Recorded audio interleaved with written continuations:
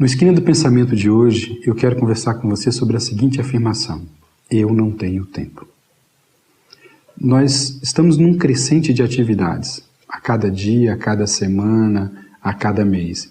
Isso me parece uma constante, ao menos nos grandes centros urbanos. E eu tenho percebido, dentro dessa constância, que existe uma relação, ou parece existir uma relação, entre o volume de atividades e a nossa atenção. Ou seja, quanto mais atividades, menos atenção nessas atividades. Quanto mais atividades, menos presença nessa atividade. Na verdade, a gente está numa atividade e preocupado com a outra seguinte, ou até preocupado com alguma atividade simultânea, como é o caso do WhatsApp. Quantas vezes você já percebeu um casal numa mesa de restaurante e aí conversando um com o outro e ao mesmo tempo conversando no WhatsApp com uma outra pessoa ou com outro grupo, ou deixando de conversar em função dessa conversa. Ou seja, é um recurso que traz inúmeras vantagens para a gente, mas traz um retrato do momento que a gente vive, que é um momento de uma presença dispersiva, que é um momento de uma presença desatenta. Nós hoje chegamos num hotel ou num resort e a primeira pergunta que a gente faz é qual a senha do Wi-Fi. A gente não pergunta no hotel se tem sauna, se tem piscina, como é que é o quarto, mas se tem a senha do Wi-Fi, porque além da atividade do hotel, eu preciso de sobrepor uma outra atividade a partir das minhas redes sociais, de tudo que eu faço. Bem, a vida se transformou nessa correria e é sobre isso que eu quero rapidamente conversar com vocês. Me parece que a imagem que mais traduz o nosso dia a dia hoje é do equilibrista de pratos.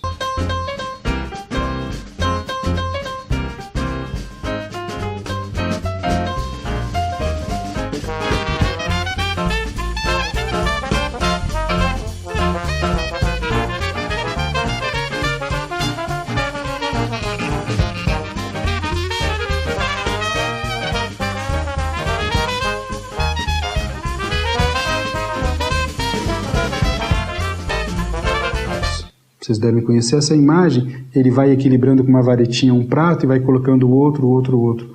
E o que pressiona o tempo do equilibrista são os novos pratos que ele vai colocando. Quando ele coloca um novo prato aqui, ele tem menos tempo para voltar, para poder então rodar o primeiro, o segundo e o terceiro prato.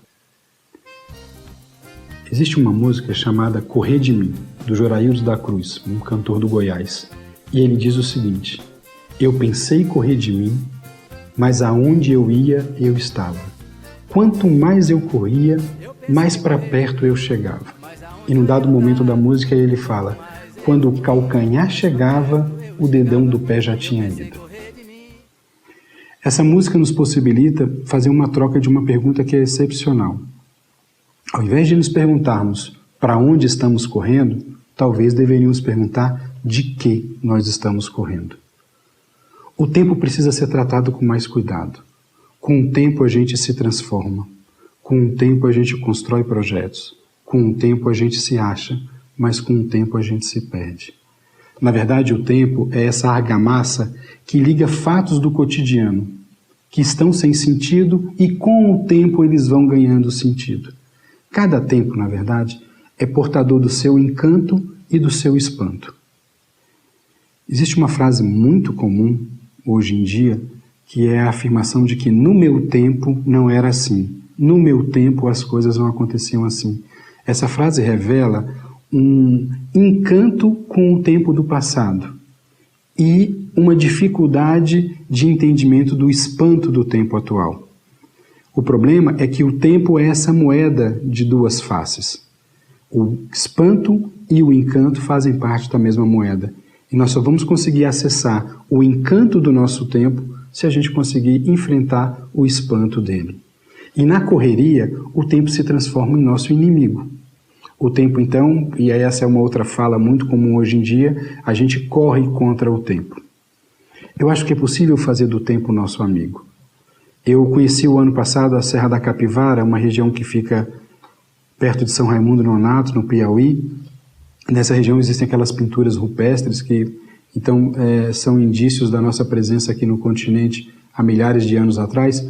Mas, para além das pinturas, que são muito interessantes, um aprendizado que eu fiz foi na metodologia dos cientistas que pesquisam a região.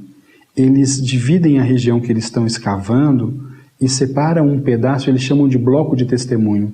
Nesse pedaço que eles separam da região, ninguém toca. E daqui a 10 anos, outros pesquisadores vão com outra tecnologia, possivelmente mais avançada do que a de hoje, pesquisar aquela região, para confirmar esses achados, para corrigir erros e para descobrir coisas que hoje nós não conseguimos fazer. Ou seja, é uma forma de colocar o tempo a nosso favor. E desde lá, então, eu venho me perguntando como criar esse bloco de testemunho no nosso cotidiano. Como criar esse bloco de testemunho na nossa sociedade? Como fazer da sociedade, ou de momentos na nossa sociedade, essa blindagem para que a gente pense melhor e tome posições mais adequadas sobre a nossa vida pessoal e sobre a nossa vida coletiva. É evidente que a vida dá muita volta.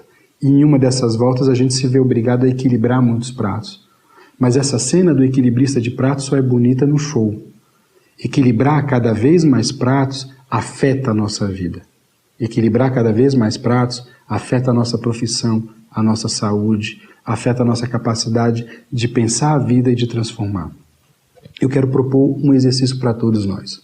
Vamos dar nome aos nossos pratos.